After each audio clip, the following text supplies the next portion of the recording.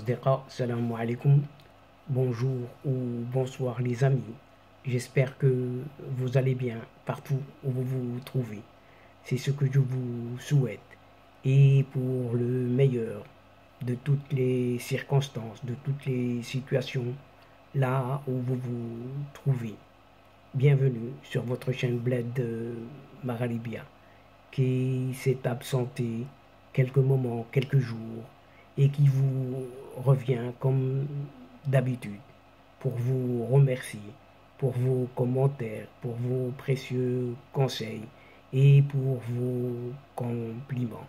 Mais n'oubliez pas de vous abonner pour rester tout simplement informé. الأصدقاء نتمنى لكم تكونوا بخير وعلى خير في هذه الأيام هذه العواشر. أهلا بكم في قناتكم. Et tout d'abord à l'occasion de la fête de Eid al-Adha, même avec un petit retard, excusez-moi, mais permettez-moi tout de même de vous souhaiter et de vous adresser tous mes voeux à toutes et à tous un Eid Mubarak Saïd. Et cette séquence vidéo vient vers vous pour vous proposer la présente chronique qui se compose de 2 épisodes. Et c'est le second, justement, qui vous est proposé maintenant et qui évoque cette interrogation qui est ce pourquoi et ce comment ce régime algérien à la tête du pouvoir de cette Algérie aime-t-il si bien jouer avec le feu en cette région nord-africaine? Et cette question, cette interrogation persiste et reste toujours posée en ces temps, en ces jours. En effet, si depuis cette fameuse guerre des sables, c'est comme ça qu'on la nomme, une guerre datant d'un certain mois d'octobre 1963 déjà, les contentieux dits territoriaux entre le Maroc et l'Algérie ont toujours connu une certaine issue politique. Les provocations algériennes et les remises en cause permanentes des accords signés, comme ceux sur une certaine exploitation qui a fait l'objet d'une précédente séquence vidéo, l'épisode avant celui-ci, des accords donc de cette exploitation de la mine de Gharet Jbilet, pour ne pas la nommer ici, et qui risque de faire encore monter les tensions de plus en plus. Il fut un temps où, malgré les inimitiés, les contentieux politiques et territoriaux, le respect de la parole donnée était tout de même sacré. 5 ans après la guerre des sables, octobre 1963 donc, se rendant compte de l'impossibilité de contrôler son propre territoire, mais également d'exploiter efficacement ses ressources naturelles, un certain Houari Boumediene, alias Mohamed Ben Brahim Bouharouba, c'est comme ceci qu'il se nomme normalement, calme son bellicisme, ce Houari Boumediene. Le 15 juin 1972, il signe pourtant un accord avec Hassan II, selon lequel la pseudo-qualité des relations de fraternité qui existent entre cette Algérie et le Maroc ne saurait ériger la frontière en obstacle mais en faire au contraire un lieu d'interpénétration des sentiments et des intérêts, en fermant les guillemets ici. Un vœu pieux. Seulement un accord de partenariat a été signé tout de même le 24 juin de la même année 1972, dernier entre l'entreprise nationale de fer et d'acier, cette fameuse Fer, F-E-R-A-A-L,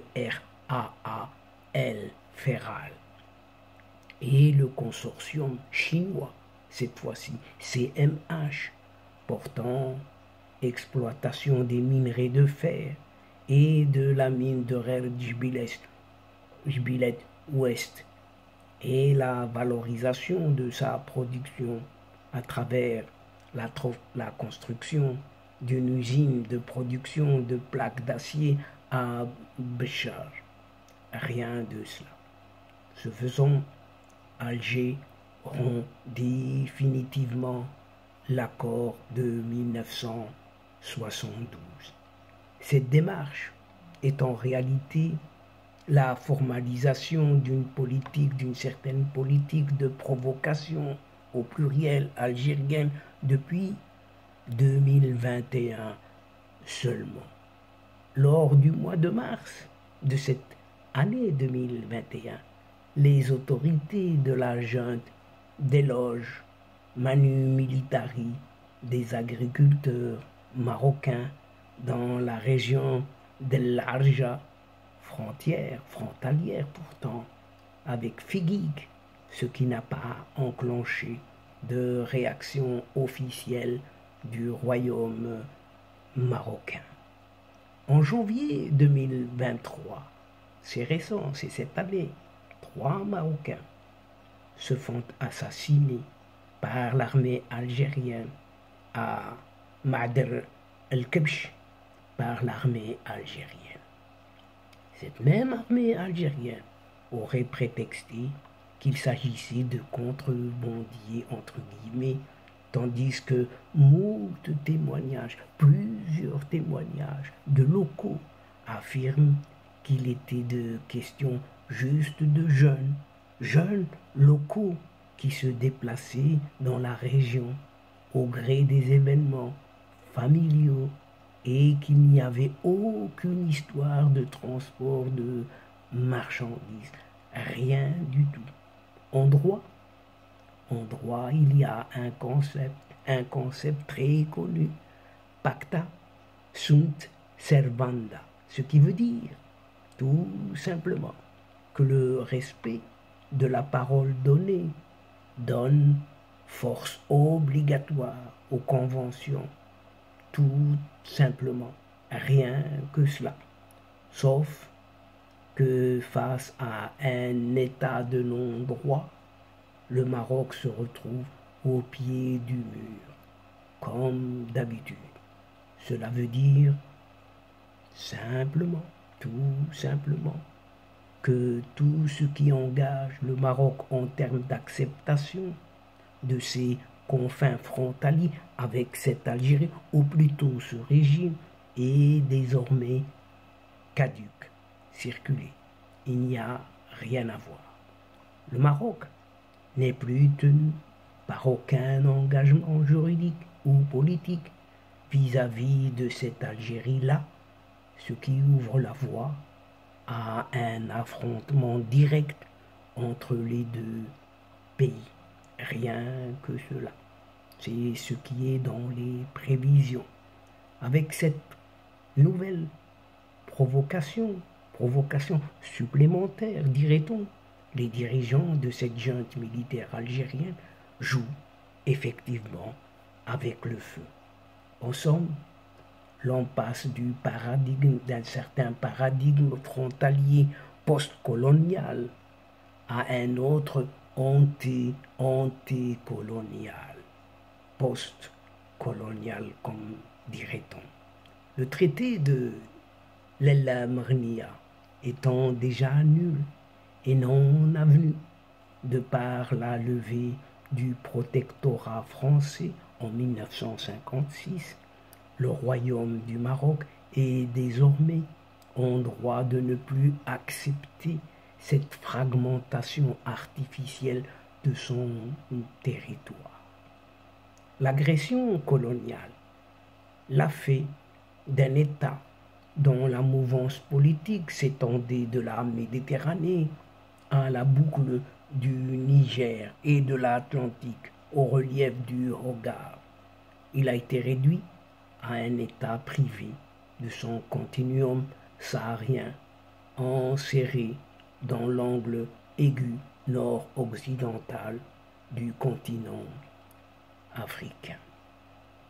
Les correspondances des responsables consulaires anglais au Maroc avec leur gouvernement entre 1882 et 1903 indiquent bel et bien les manœuvres françaises pour repousser le Maroc vers l'ouest. Ces manœuvres de la junte au pouvoir en Algérie, les remises en question permanentes des accords de principe pourtant signés de bonne foi avec les monarques du Maroc vont sans doute se retourner contre elles, car ces mêmes conventions étaient les seuls boucliers qu'elle avait contre un retour du Maroc à ses frontières ancestrales. Et bien sûr, cela remet en cause toute la stabilité de la région méditerranéenne, nord-africaine, pourquoi pas tout entière.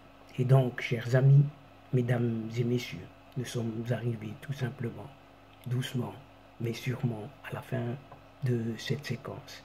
Et avant de vous fixer un autre rendez-vous à une prochaine fois, en vous retrouvant avec un immense plaisir, n'oubliez pas de vous abonner pour recevoir les dernières infos via les séquences vidéo de votre chaîne, tout en vous remerciant pour votre participation de nous suivre jusqu'au bout. Mais n'oubliez pas de partager, toujours partager, partout où vous êtes et où vous pouvez le faire. أصدقاء، وصلنا إلى نهاية هذه الحلقة، وقبل موعد المرة القادمة إن شاء الله لا تنسوا الاشتراك لتصلكم الفيديوهات مع شكركم على مشاركتكم للمتابعة أينما كنتم. Et avant de vous quitter, permettez-moi une nouvelle fois de vous renouveler tous mes souhaits, tous mes vœux à toutes et à tous. Un Eid al-Adha Mubarak Saïd, même si c'est avec un léger retard. Quant à moi, le moment, l'instant est arrivé juste pour vous dire au revoir les amis et à la prochaine fois, Inch'Allah. أصدقاء، السلام عليكم ورحمة الله وبركاته. مع السلامة.